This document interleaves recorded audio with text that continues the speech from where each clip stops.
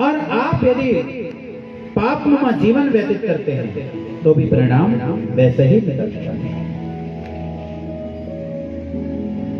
भगवान गौतम बुद्ध उन्होंने बहुत अच्छा बात बोला। वो कहा करते थे, तुम इतने बार इस संसार में जन्म ले चुके हो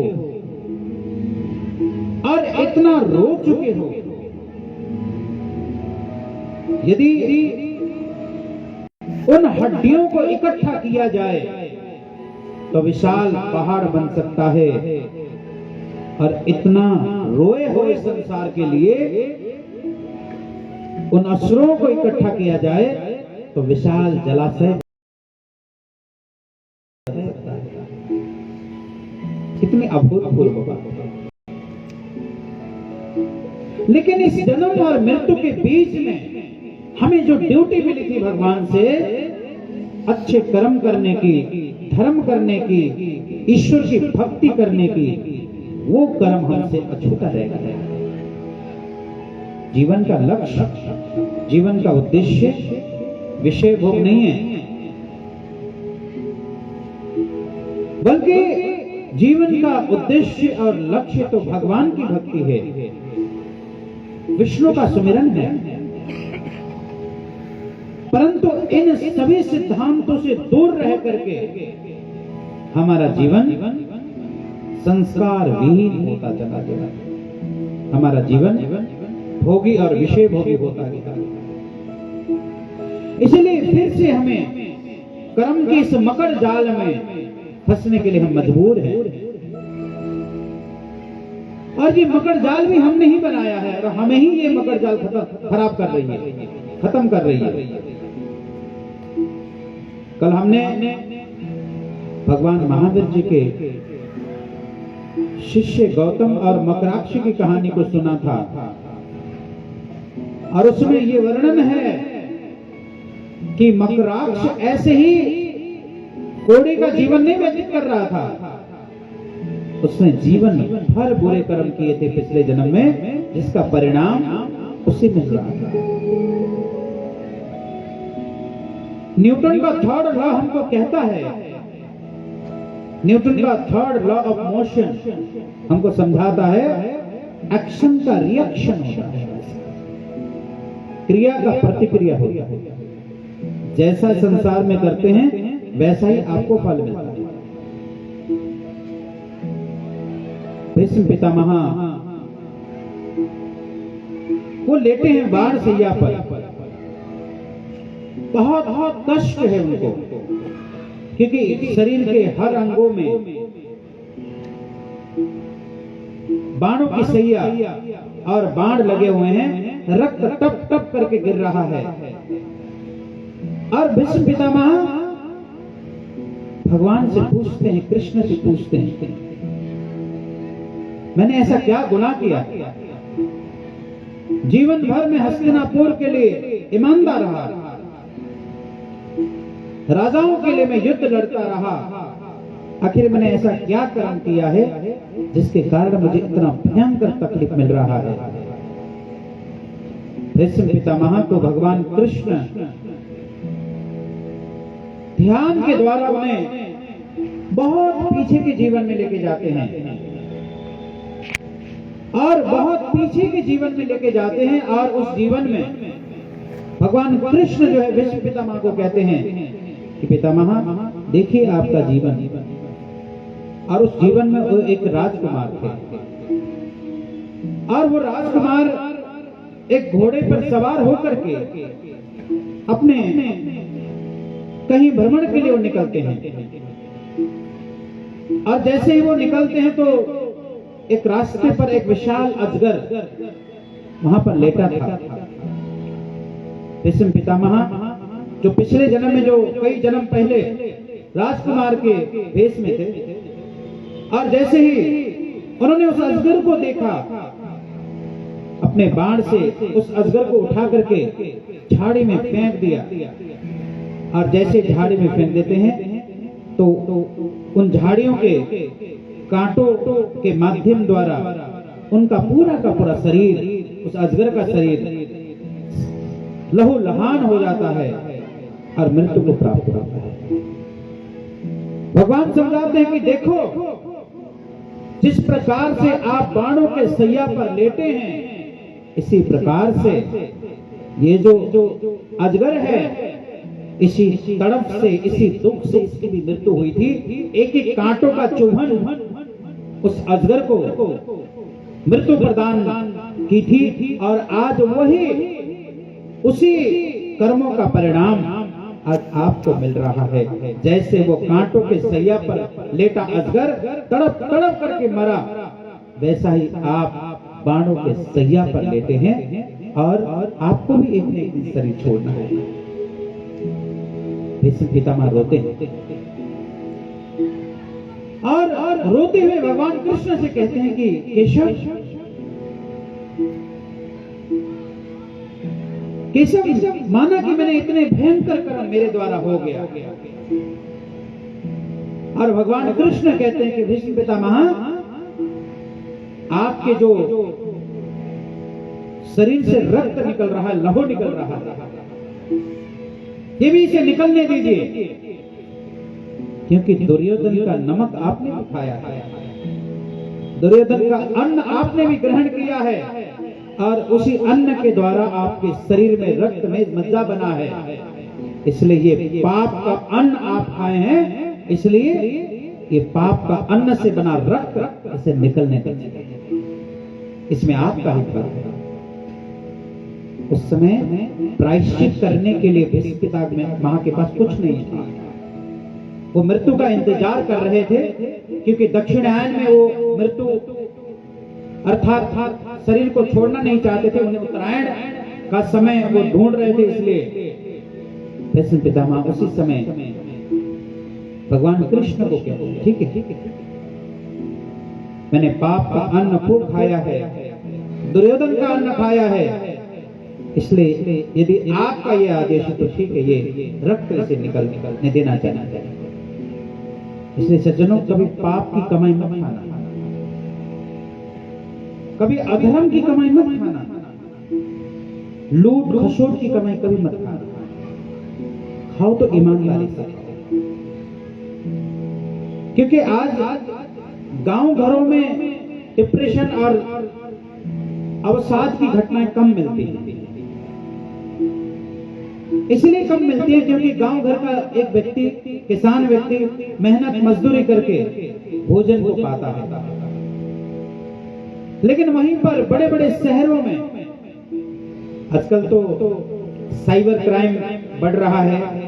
किसी के अकाउंट में पैसा है, किसी प्रकार से उनसे इंफॉर्मेशन लेकर के बहुत भारी मात्रा में धन उगाई का एक ऐसा व्यापार चल रहा है जिसको आधुनिक भाषा में साइबर क्राइम बोलते हैं।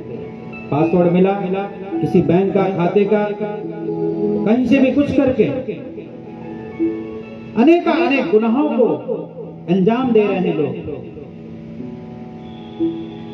किसी के जेब में कितना पैसा पड़ा है, कैसे इनसे अपना कर लें, इस दुनिया में आज इसकी भरमार है। और सज्जनों, लूट खसोट और गलत तरीके से कमाए हुए भोजन हमेशा दुखदायी होता है, तकलीफ देह होता है। इसलिए हमें कभी भी पाप नुमा कमाई करके हमने अन्न नहीं खाना। इससे इसका प्रभाव हमारे मन के ऊपर पड़ता है। पाप नुमा कमाई का धन या अन्न इत्यादि जो हम जबरदस्ती लेते हैं या दूसरे के सामान को जबरदस्ती ऐंठ करके लेते हैं, ये सामग्रियां विष से कम नहीं है, जहर से कम नहीं है। और ये सब कुछ हमारे मानसिक स्तर को समाप्त कर देता है। यहाँ तक कि शारीरिक और मानसिक दोनों स्तर जब खराब होने लगते हैं तो मनुष्य की कोई कीमत नहीं रह जाती। एक व्यक्ति हट्टा कट्टा है, नौजवान है, ठीक है, लेकिन यदि वो मानसिक स्तर से कमजोर है, मानसिक स्तर से खराब है, तो व्यक्ति चाह करके भी कुछ नहीं कर सकता। मनुष्य का शरीर तो हट्टा कट्टा है, यदि मानसिक स्तर जो गिर गया तो क्या मतलब। और साथ में मानसिक स्तर भले ठीक ठाक हो, शरीर पंगु हो, शरीर में दुनिया के रोग लगे हैं, तो भी क्या कर लेंगे। हम यदि जब गलत खान पान करते हैं, गलत कमाई का खाते हैं, चाहे वो शरीर पर असर पड़े चाहे मन के ऊपर असर पड़े, पड़ता जरूर है। भीष्म पितामह की पूरी जिंदगी ये हमको समझा दिए कि आज वो बाण सैया पर लेट करके एक एक खून का कतरा निकल रहा है, माने कि पाप की कमाई, पाप का अन्न वो ग्रहण कर रहे हैं, इसलिए वो निकल रहा है। हमारे जीवन में भी हम देखते हैं, कई बार हम बहुत तकलीफ में होते हैं, कई बार हम बहुत सारा धन, बहुत सारी पूंजी हमारी बीमारियों में लग जाती है, बेवजह के कार्यों में हमारा धन लग जाता है जिनका कोई वजूद नहीं, कोई मतलब नहीं है। क्योंकि कहीं ना कहीं से जनों हमने भी किसी से कभी ना कभी इस प्रकार के कृत्य किए होंगे, इसलिए ये सारी चीजें हमारे जीवन में आती हैं।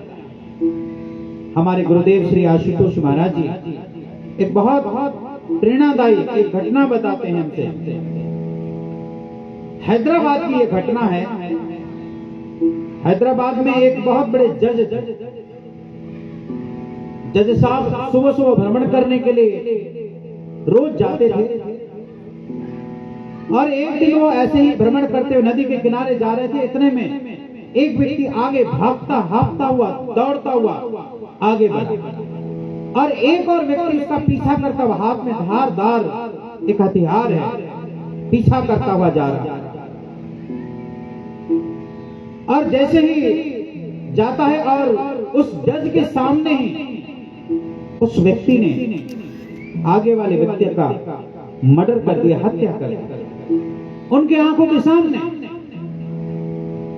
और कुछ दिन के बाद उसी मर्डर का केस उस जज के सामने सुनवाई के लिए आती,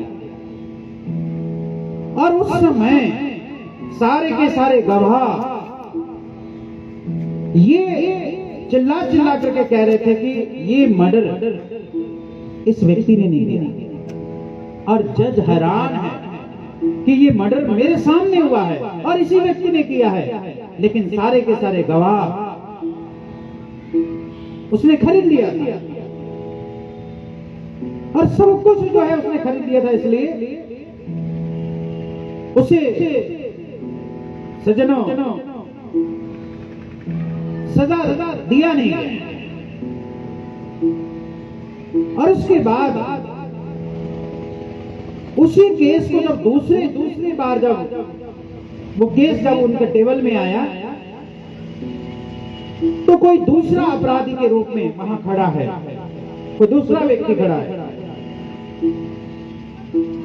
जज फिर हैरान है, और उस समय सारे के सारे गवाह और सबूत उस व्यक्ति के खिलाफ है, और जज ये बात जानता है कि इसने ये मर्डर नहीं किया, ये व्यक्ति बिल्कुल बेगुनाह है, लेकिन सारे के सारे सबूत और गवाह उसके खिलाफ है, इसलिए जज को उसे फांसी की सजा सुनानी पड़ी। और जज बड़ा हैरान है कि इतने वर्षों के जजमेंट में जी मैं क्या फैसला दे रहा हूं, मेरे सामने की सारी घटनाएं हैं और इस व्यक्ति ने मर्डर नहीं किया है, लेकिन गवाह और सबूत इसके खिलाफ हैं, इसलिए फांसी की सजा सुना। गुरुदेव बताते हैं कि उसके बाद जज को रात भर नींद नहीं आई,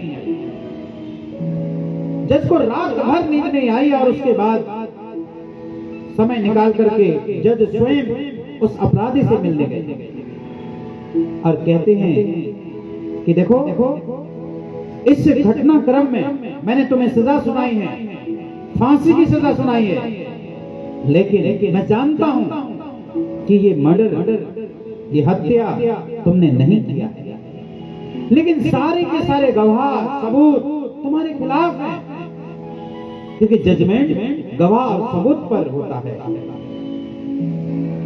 खैर तुम्हें तो मृत्यु दंड मिल ही गई है, क्या जीवन के कालखंड में कभी भी तुमने कोई ऐसा काम किया है, किसी की हत्या की हो, बता दो। तब वो व्यक्ति बोलता है, जज साहब निसंदेह ये जो मर्डर है मैंने नहीं किया है, जैसा आपने भी देखा ये मैंने नहीं किया, परंतु वर्षों पूर्व मेरे द्वारा ऐसे कुकृत्य हुआ था, मैंने भी लोगों की हत्याएं की, और उस समय मेरे पास धन था, दौलत था, सारा गवाह सबूत मैंने खरीद लिया, परंतु आज उस कर्म का फल इस रूप में मुझे